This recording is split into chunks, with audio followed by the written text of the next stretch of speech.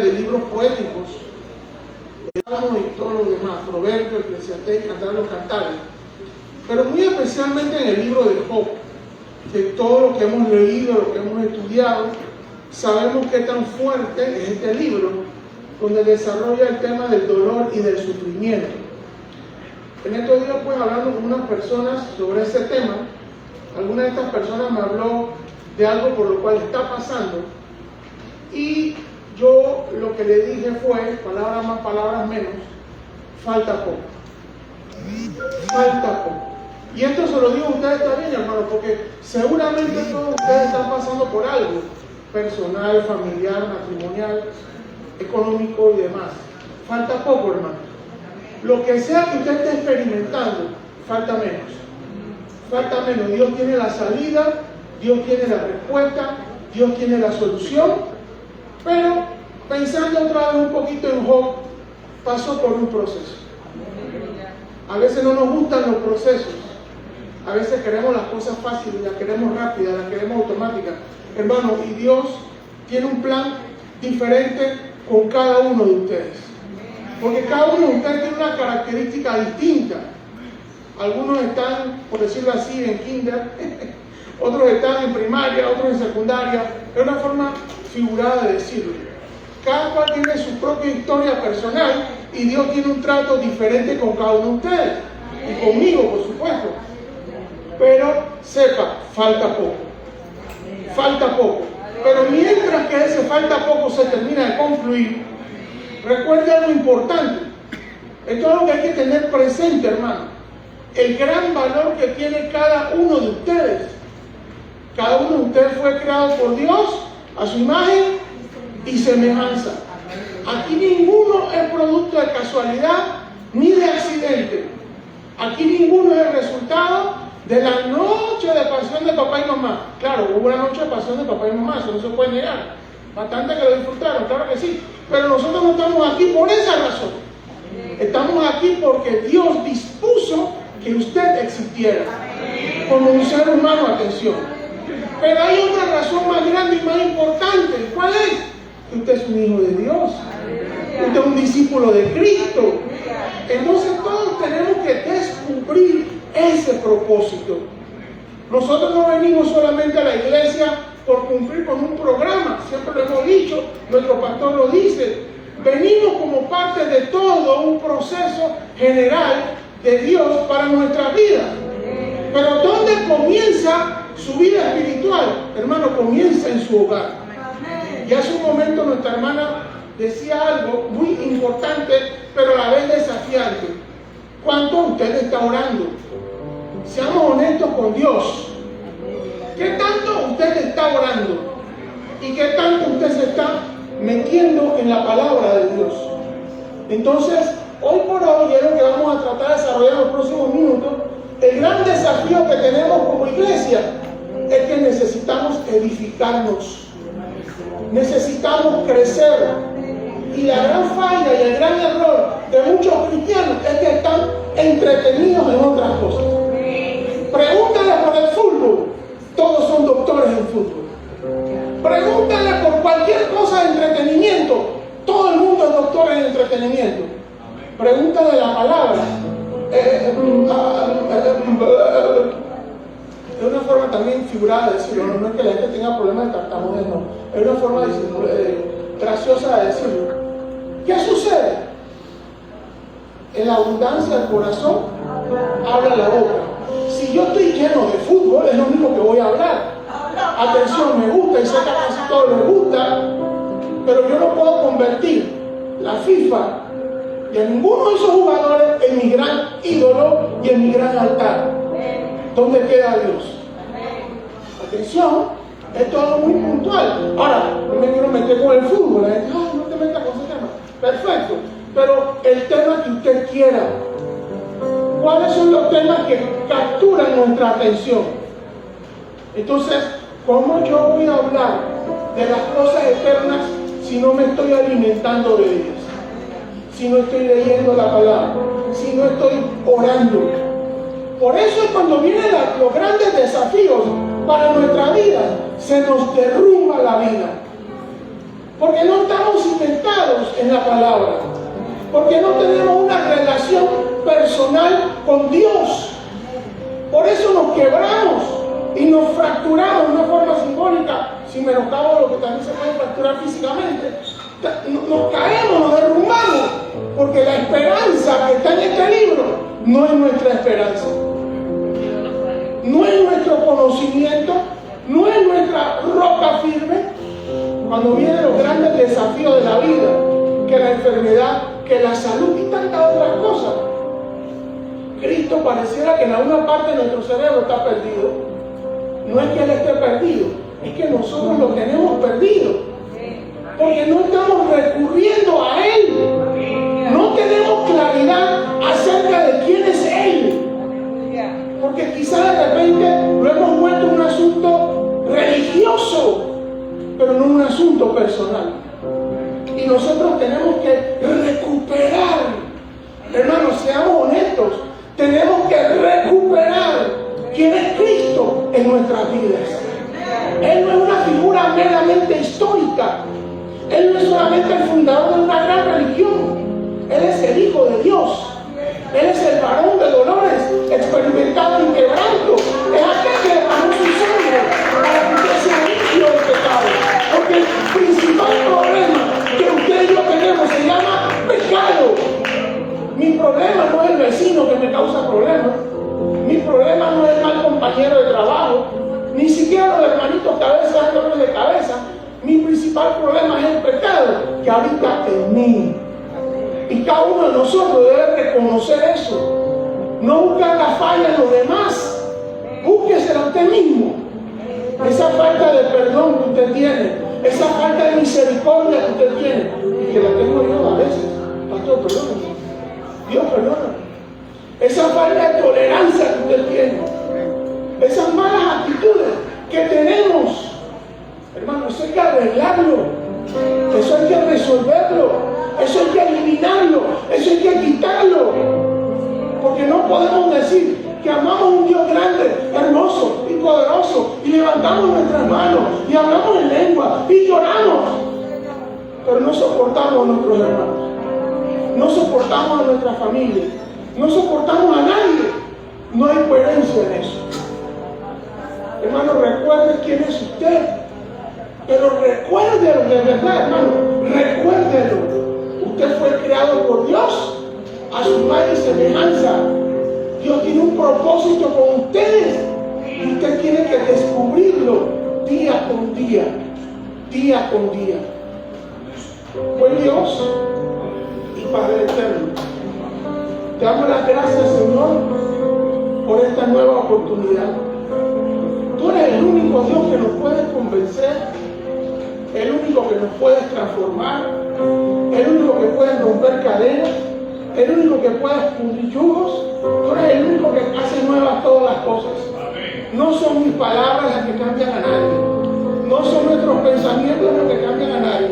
Eres tú, Señor, tocando los corazones de cada persona y revelándote a su vida, para que cada cual primeramente reciba la salvación del alma, sean regenerados, sean multiplicados, sean transformados, y a partir de ahí, Señor, pueda iniciar realmente este proceso de santificación que tanto lo necesitamos, Dios, porque muchas veces fallamos de pensamiento, de palabra, de obra, de omisión y de muchas maneras, porque en algún momento dado se nos ha olvidado qué es lo que tu palabra dice, y nosotros queremos recuperar lo que tu palabra dice. Queremos que sea una realidad en nuestra vida. Señor, queremos que tú nos transformes. Estamos cansados de ser las mismas personas de siempre. Estamos cansados, Dios, de pecar. Estamos cansados de hablar mal. Estamos cansados de hacer cosas.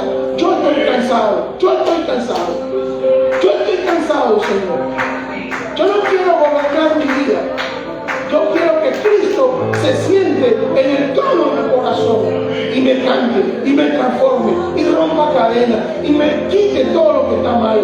El tiempo que tú lo tomes, Señor, pero hazlo, te lo suplico, Señor. Yo no quiero vivir conforme a mi voluntad, quiero vivir conforme a tu voluntad. Señor, eres bienvenido en esta mañana. Tú ya estabas aquí antes de venir nosotros, y tú estás siempre en todas partes. Ayúdanos a conectarnos con esa verdad. Y que este mensaje que vamos a compartir en los próximos minutos sea de transformación para nuestras vidas. En el nombre de Jesús. Gracias, Señor. A Dios sea la gloria. Hermano, recuerde, falta poco.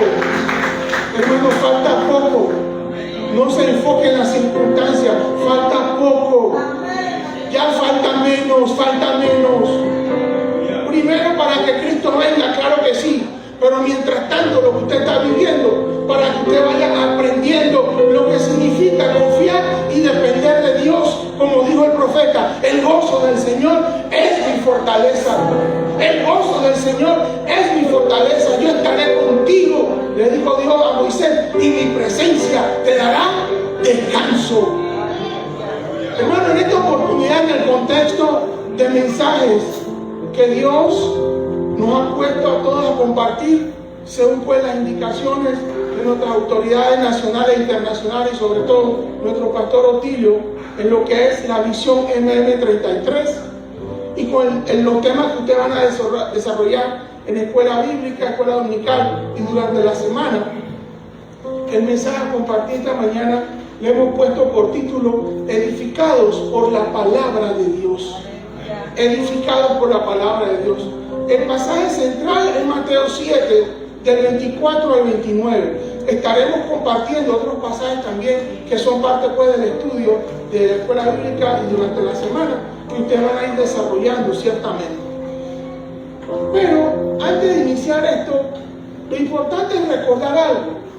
Mateo 7, del 24 al 29, es parte de lo que se conoce como el Sermón del Monte, técnicamente ya la parte final. Jesús se encontraba en un lugar alto, una montaña, una colina, según corresponda, dando un mensaje que se le ha denominado el Sermón del Monte. Y en ese momento que Jesús dio esa enseñanza, se entiende que Jesús, lo que uno ha estudiado, lo que uno sabe, estaba compartiendo su mensaje principal. Si usted quiere saber de qué habló Jesús, aunque hay que leer toda la Biblia, atención, pero si usted quiere saber de forma resumida de qué habló Jesús, de cuál es su mensaje, de cuál es su enfoque, léase Mateo 5, 6 y 7, y ahí usted va a ver el Sermón del Monte, que también tiene su concordancia en el Evangelio según Lucas. Entonces, ese mensaje del Sermón del Monte, ¿qué es? No es un código legal, porque si lo vemos como un código legal, vamos a quedar cortos. Es la declaración de Jesús acerca de las virtudes de Jesús. Es la contextualización de la ley moral de Dios, de los 10 mandamientos, principalmente. Es las reglas de conducta que debe tener el pueblo de Dios. El que es pueblo de Dios, realmente que lo es, debe vivir de acuerdo a lo que dice la Biblia, especialmente el Sermón del Monte. Y veremos ahorita, más adelante, por unos minutos, cuando Jesús empieza a hablar en Mateo 27, 24, Él hace referencia a todo ese Sermón del Monte. Ahora vamos a ir directo al mensaje, sí, pero ustedes, yo les exhorto que con calma, apenas termine el sermón, con calma, mañana, hoy, durante los días, estudie el Sermón del Monte. Porque se trata de lo que Jesús les enseñó a todos sus apóstoles, a todos sus discípulos, y es lo que nos enseña hoy a nosotros. Nuestra vida cristiana, hermano, debe estar basada en la Biblia. Hermanos, reitero, usted perdone que suene como a disco rayado, pero si uno no está leyendo la Biblia y uno no la está estudiando, hermano, uno está vacío, uno está seco, uno está sin fundamento. Nosotros no podemos reemplazar la gloria de este libro por otras cosas que nos gusta estar viendo.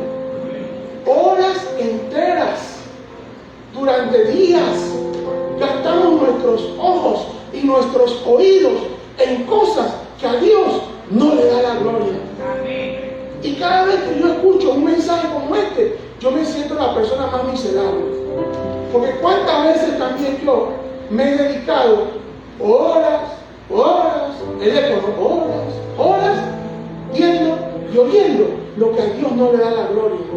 Y aparte de eso, cosas que a mí no me alimentan y cosas que a mí no me hacen fortalecer mi necesidad de sabiduría y de inteligencia.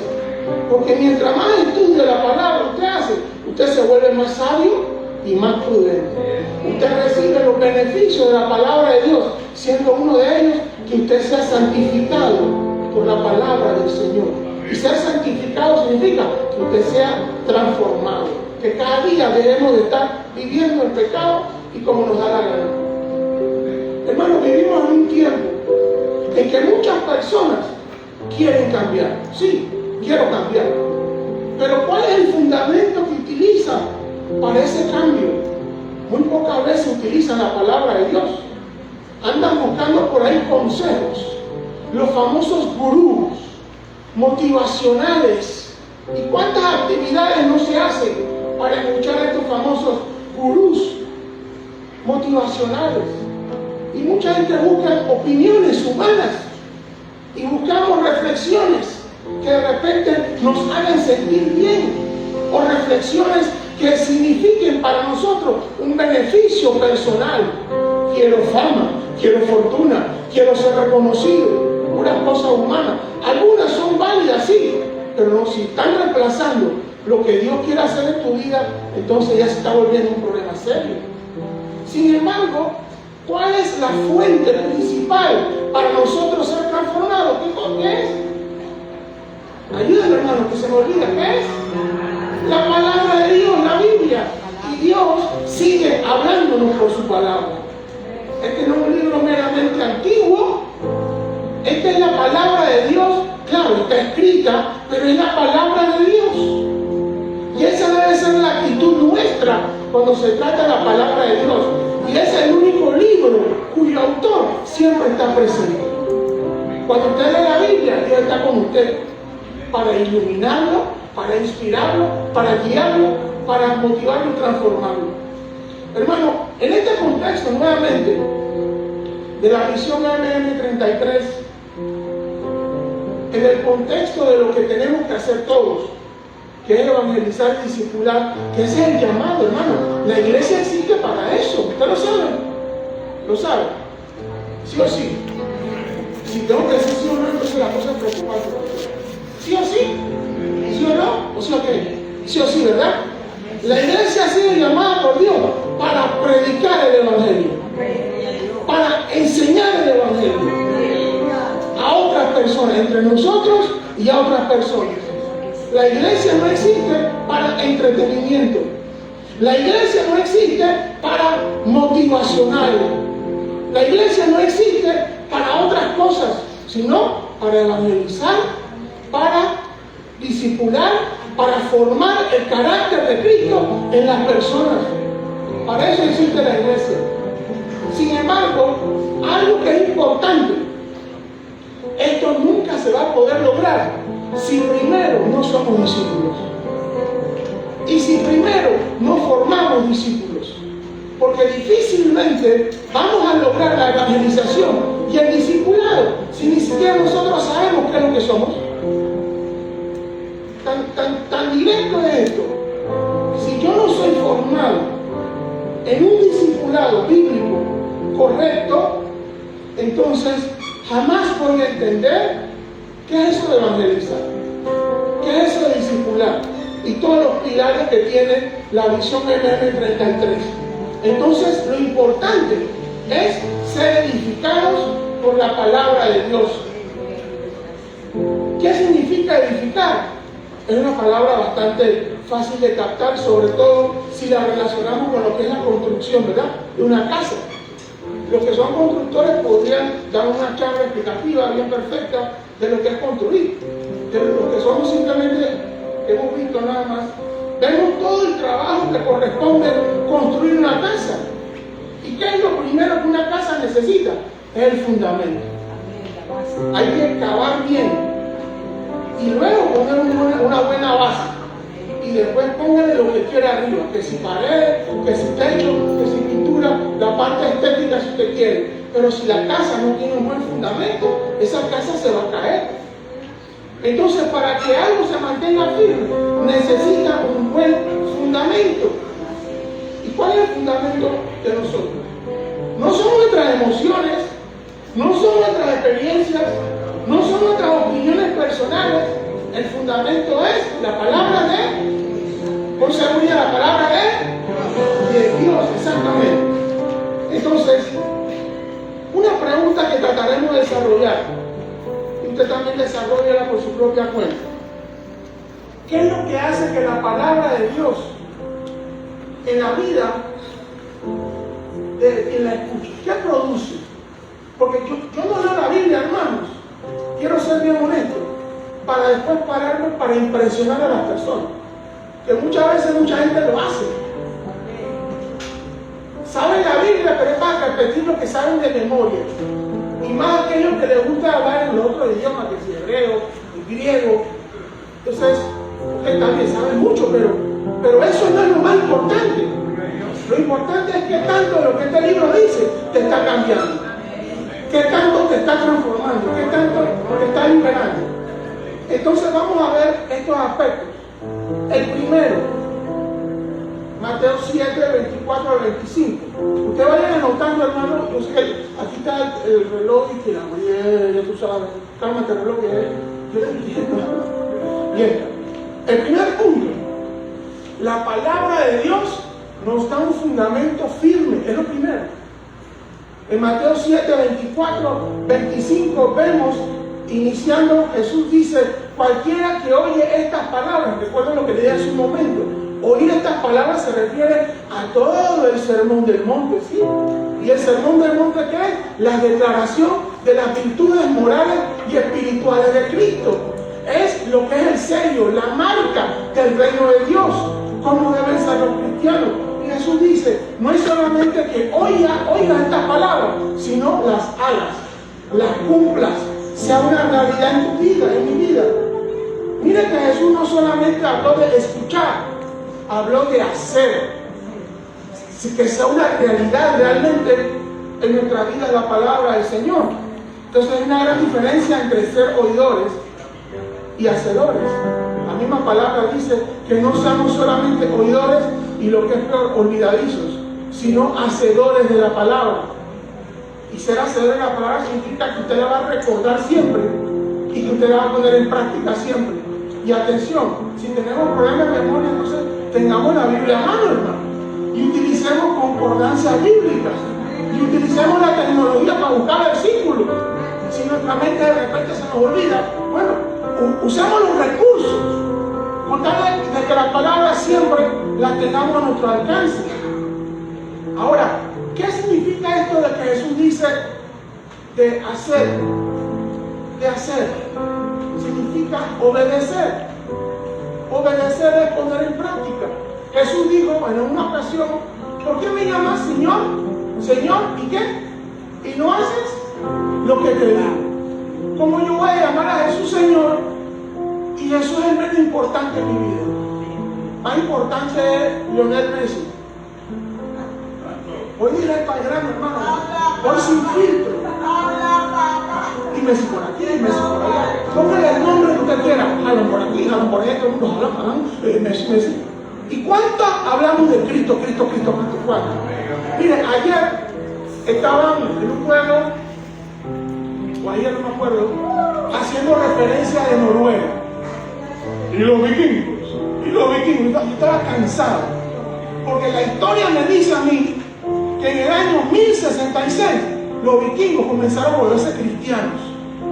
¿Sí? Además, la palabra vikingo significa los navegantes. Ni siquiera es un término étnico, sino los navegantes, los que navegan de la bahía, de una bahía. Y yo estaba escribiéndole al capitano.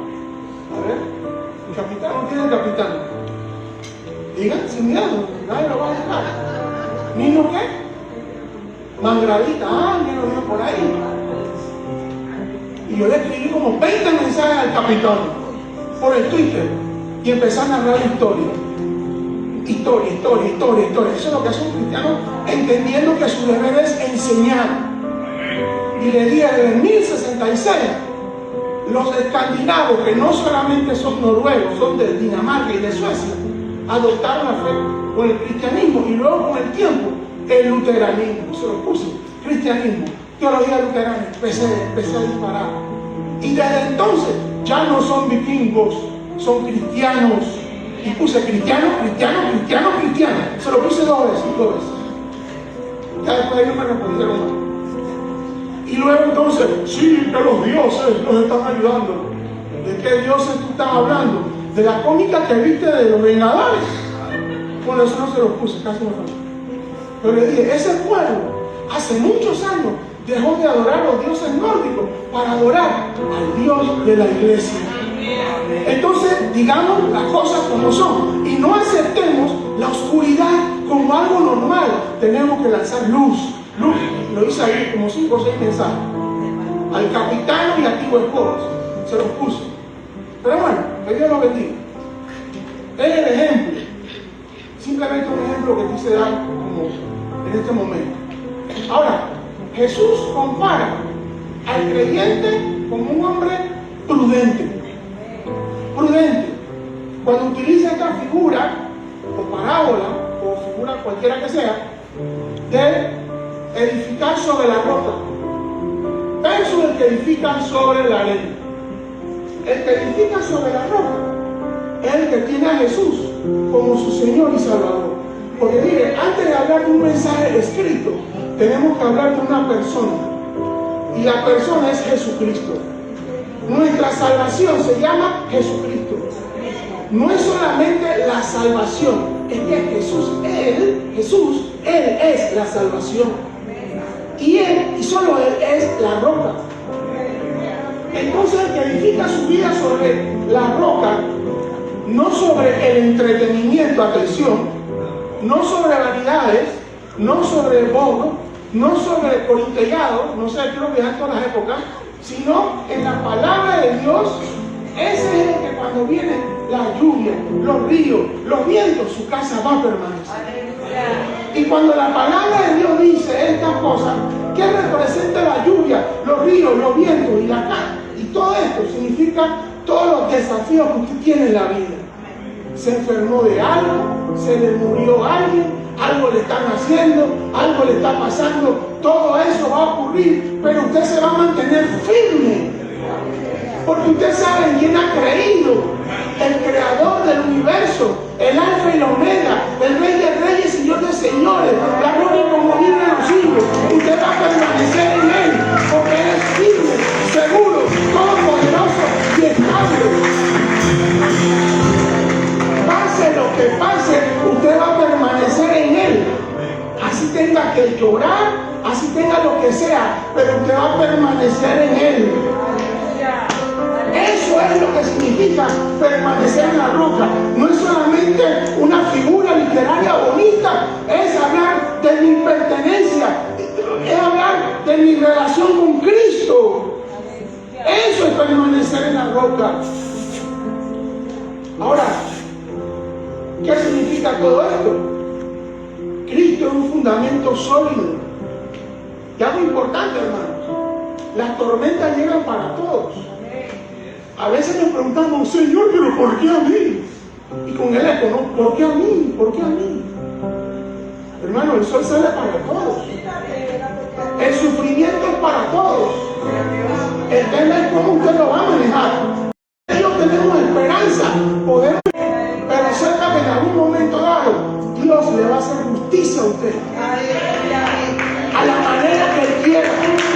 Pero Dios le va a hacer justicia. Más temprano que sabe. Entonces nosotros pasamos por todas esas experiencias. Claro que nos duele. No quiero hacer papel de super lo que sea y que wow, no, hermano, todos sufrimos, ¿sí o no? Y si no está sufriendo, prepárese, porque lo que le viene bajando es salsa. Pero que Dios le ayude a poder pasar la prueba cualquiera que sea. Y recuerde lo que le dije hace un momento, falta poco. Esto va a pasar, va a terminar. Y usted va a salir fortalecido. Hermano, ¿cuál es la diferencia? La diferencia no está en las tormentas. Cualquiera que sea la tormenta, cualquiera sea su forma, la diferencia está en el fundamento. ¿Cuál es tu fundamento? ¿En quién tú estás creyendo? ¿Cuál es tu vida diaria espiritual? ¿Qué tanto te estás llenando de la palabra del Señor? Entonces, muchos quieren vidas estables, ¿verdad?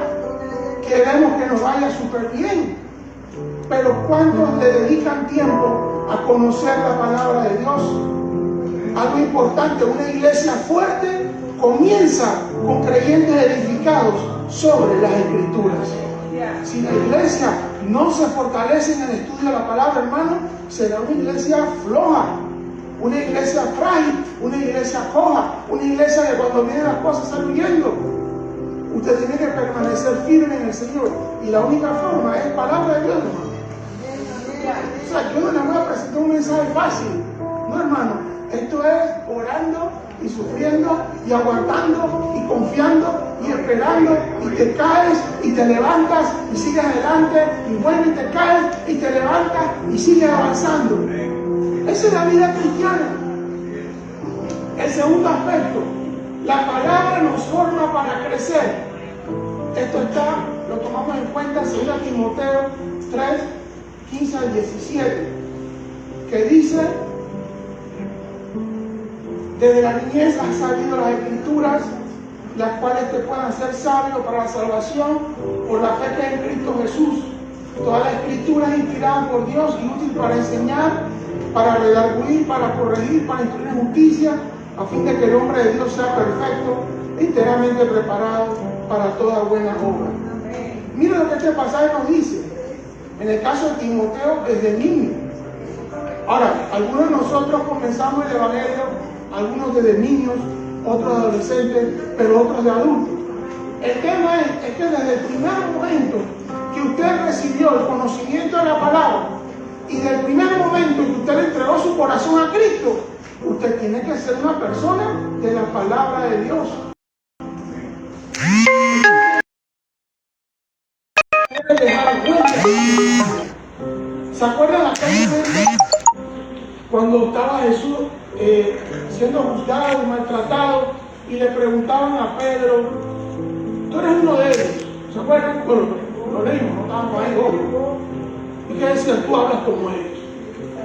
Ahora, en ese momento Pedro estaba asustado. Atención, yo no voy a juzgar a Pedro, respeto a Pedro, pero él estaba negando al Señor, sí. No lo juzgamos, atención, porque él después pasó por un proceso y ya Jesús se lo había advertido. Pero dice: tú hablas como ellos. Había una huella de Cristo en él. La pregunta: ¿alguien puede decir eso de nosotros? ¿Lo pueden decir de nosotros? Es una pregunta. Ahora, cuando nosotros estudiamos la palabra de Dios, nosotros no la estudiamos solamente para recibir información. Lo que les decía hace un momento, muchas veces estamos enfocados en trivia bíblica. A ver, en el versículo tal, todo el mundo, sí, el versículo tal, y gánate el premio. Hermano, eso no estamos para ganar trivias bíblicas. Eso es información. Estamos para que la palabra de Dios, y de eso trata 2 Timoteo 3, 15 al 17, formar el carácter. Formar el carácter. O mejor dicho, reformar el carácter. Moldear la manera de pensar. Transformar el corazón. Y 4 cosas dice 2 Timoteo: ¿para qué funciona o sirve la Escritura? Para enseñar, para mostrarnos lo que es correcto, para corregir, para que estamos mal, llamarnos la atención, redarguir, advertirnos, está mal, la palabra lo hace, y finalmente instruir en justicia, enseñarnos la verdad para que vivamos en ella. Ahora, ¿por qué hace todo esto? Porque el Señor quiere formar personas maduras. Y no habla de madurez física o biológica, sino espiritual y emocional. No podemos ser niños toda la vida que nos estén sacando los gases o cambiando los pañales de forma figurada. Tenemos que madurar, hermanos. Ser personas estables, fuertes, consistentes, perseverantes. No estar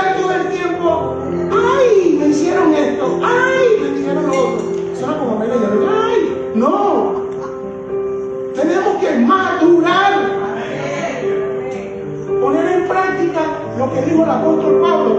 Todo lo puedo en Cristo que me fortalece. Y eso se refiere a saber aguantar. Y a veces hay cosas que no hay que darle la mínima importancia. Y muchas veces se da con el tema de los chismes, ¿verdad? El bochinche. Me dijeron, pastor. Hermano, parece en la palabra. Lo que diga la gente no determina lo que usted es. Y si algo no es correcto, rechácelo. Punto. Y tape los oídos, tape sus oídos. Usted no es tinaco de basura emocional de nadie para estar escuchando toda la basura que todo el mundo dice, sea del mundo o sea gente cristiana. Tenemos que pedir a Dios, Señor, ayúdanos a ser más maduros, más adultos, más fuertes. Y mientras más usted camina con el Señor, usted tiene que cambiar, hermanos. O sea, toda la vida usted tiene que cambiar los pañales. En un sentido, usted sabe. Toda la vida. ¿Hasta cuándo eso? Hay que madurar, hay que ser firmes. ¿Qué significa todo esto? Parecernos cada día más a Cristo. De eso se trata lo que nos dice Timoteo en cuanto a la madurez. Ser como Cristo. Mi modelo es Cristo. El modelo suyo debe ser Cristo. Pero ¿cómo usted va a conocer a Cristo y yo si este no es lo que estamos leyendo? Tenemos que hacer un esfuerzo, hermano. Tenemos que disciplinarnos. Yo reitero, yo no estoy en contra de que usted vea lo que usted ve, atención. Pero que eso que usted ve y oye no sea lo primero antes que eso. No. Entonces, ¿cómo usted va a ser como Cristo? Cada vez que usted pase con Él, con su palabra. Para que la palabra sea quien gobierne nuestra mente y transforme nuestras decisiones, palabras y manera de vivir. Eso es lo que nos hace falta, hermano. Y yo lo hablo en función de mi propia experiencia. ¿Cuántos errores yo no he cometido producto de no tomar a Dios en cuenta? Errores como esposo, errores como padre, errores como persona, empleado, errores, por no decir horrores, pasando por alto lo que dice la palabra del Señor. Y no debe ser. ¿Qué es lo que hay que hacer, hermanos? No solamente basta leer la palabra, sino vivirla. Hay que vivirla. Hermanos, seremos medidos, no por lo que hablamos y sabemos, sino por lo que estamos viviendo. Amén, amén, amén. Cuando dejemos de estar peleando, cuando dejemos de estar usando palabras obscenas, cuando debemos estar gritando, cuando debemos estar de prejuiciosos, chismosos, calumniadores, injuriadores, peleoneros, cuando dejemos de hacer esas cosas, es cuando vamos a ir viendo, el carácter de Cristo se está formando en mí. Así le tome un 1%, pero trabaje en ese 1% y vaya creciendo hasta el día que la gente lo vea y piense que usted es más el encarnado. Por decirlo de una manera, no creemos en la encarnación, atención. Entonces, vivir la palabra. Ahora, recuerde algo, usted no vive la palabra por su propia fuerza. Usted tiene la presencia del Espíritu Santo en usted. Recurra al Espíritu Santo y pídale, ayúdame.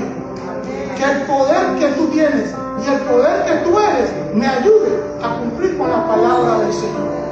Esto no es algo que se logra por nuestra propia capacidad, hermano. Si Dios no está en medio, no es posible. Pero Él está en medio. Y Él quiere entonces que esto sea una realidad en nuestras vidas. Y ya la tercera parte para finalizar. La palabra del Señor transforma nuestro corazón y nuestra manera de vivir. En este punto, le invito a que lean, y lean después Hebreos 4:12 y 1 Juan 3:18. De Hebreos 4:12 leemos cuando la Biblia nos dice que ella es viva y eficaz, más cortante que espada de 2 filos. La palabra, cuando usted la lee, ella va a provocar en usted una reacción y le va a mostrar a usted y a mí cómo estoy yo delante de Dios. Y esa palabra va a provocar te va a hacer como una especie, un taladro que te va a entrar y todo lo malo te lo va a sacar. Y pensé por un momento cuando hablamos de la edificación, cuando queremos edificar una casa, a veces hay que romper el piso, a veces hasta usan dinamita y usan otra serie de técnicas, porque hay que hacer un fundamento profundo. Y cuando esa tierra está mala, hay que arreglarla. Entonces la palabra es viva y eficaz. Ella te va a mostrar lo que está mal en mí y en ti para cambiarlo y transformarlo. Atención, hermano, la intención de Dios no es destruirte ni despedazarte. La intención de Dios es transformarte porque Él te ama y me ama. Él no está detrás de las nubes con un fusil buscándote, mira, a ver, ¿cómo es su nombre? Manda el misil, no. Él está con su palabra y su Espíritu Santo, y bueno, a través de su iglesia, diciéndote lo que tú necesitas recordar para ponerlo en práctica. Hermano, nosotros no podemos seguir toda la vida viviendo como nos dé la gana, porque primero tenemos que tener nuestras cuentas bien delante de Dios. Yo no me quiero perder, yo no me quiero quedar, ni tampoco quiero que ninguno de ustedes se quede ni se pierda. Pero si nosotros no estamos poniendo de nuestra parte, si queremos vivir un evangelio barato, si queremos vivir un evangelio prostituido, ¿cómo esperamos nosotros ser diferentes? ¿Cómo esperamos nosotros ser edificados? ¿Cómo esperamos nosotros ser útiles? ¿Cómo podemos nosotros después cumplir con el evangelismo y el discipulado si nuestra vida está en una situación negativa? Entonces recordemos, la Biblia no es un libro antiguo, y sí es antiguo, pero es más que un libro antiguo, es más que un libro de historia, es la voz de Dios hablándonos. Es que si nosotros, me pongo a mí en primer lugar, si nosotros comprendiéramos el significado, Dios hablándonos, el famoso eco, ¿no? Dios hablándonos, entonces las cosas serían diferentes. Este no es un libro que escribió un hombre común y corriente. Dios lo inspiró. Dios habló y habla a través de la Biblia. Entonces, Dios conoce nuestros pensamientos, conoce nuestras intenciones y revela lo que más nadie ve. Y como le dije hace un momento, Dios no nos muestra nuestro corazón para condenarnos. Que Dios nos apunta con el dedo y nos dice, miserable, pecador, sucio, etcétera, y el eco, no sucio. No, Él lo hace para transformarnos, y esa transformación debe producir una respuesta, como el famoso coro antiguo que dice, las cosas que yo hacía ya no las hago más. Y cada día debemos bajar la intensidad de nuestras conductas que son contrarias a Dios, y conectándonos con 1 Juan 3:18, cuando dice, hijitos, no amemos de palabra ni de lengua, sino en hecho y en verdad. Dice, o nos enfocamos, que la evidencia de nuestra fe cristiana y de que estamos siendo edificados por la palabra de Dios es nuestra conducta. ¿Cuál es el testimonio más grande de la iglesia? Jesús dijo, ¿en qué conocerán que son mis discípulos? ¿En qué? Ayúdame alto y claro, ¿en qué? En que se amen los unos a los otros. Los unos a los otros. Hermanos, sí, hay que conocer Biblia, teología en todos los idiomas, sí. Pero si yo no estoy amando, no estoy demostrando que estoy siendo edificado. ¿Y qué significa amar? Hacer el bien a favor de los demás. Ser proactivos. No esperar que la gente me pregunte, ayúdame. No, yo te voy a ayudar si están mis posibilidades, aunque tú no me lo pidas. Porque tengo mis ojos abiertos. Y cada uno de ustedes debe tener sus ojos abiertos. Ya sea para orar, ya sea para predicar, enseñar o dar ayuda económica según corresponda. De eso nos habla 1 Juan 3:18, que 1 Juan también dice, ¿cómo tú dices que amas a Dios, que no has visto, pero a tu hermano lo ves? Ayúdame, hermano, se me olvidó que sí. Ayúdame, hermano. Dice que amas a Dios que no ves, pero a tu hermano que ves, Lo rechazas, no lo amas. eso se llama hipocresía, hermano. Hipocresía, y no podemos ser de esa clase de personas. Entonces, el mejor testimonio, lo que es la edificación con la palabra de Dios, refleja una vida que refleja a Cristo. Entonces, la palabra nos lleva de la teoría a la práctica. Nos llama ¿a qué? A amar, a servir, a perdonar, a obedecer. Porque un discípulo no solamente conoce la verdad, sino que la vive todos los días. La vive todos los días, hermano. ¿Y cómo usted va a saber que la está viviendo? Porque ya usted la está estudiando, ¿cierto? Y usted está sabiendo lo que Dios le enseña y usted lo pone en práctica. Porque nosotros no leemos la Biblia solamente para tener un momento místico o para que se nos paren los pelitos del cuerpo, no, los vellos, no.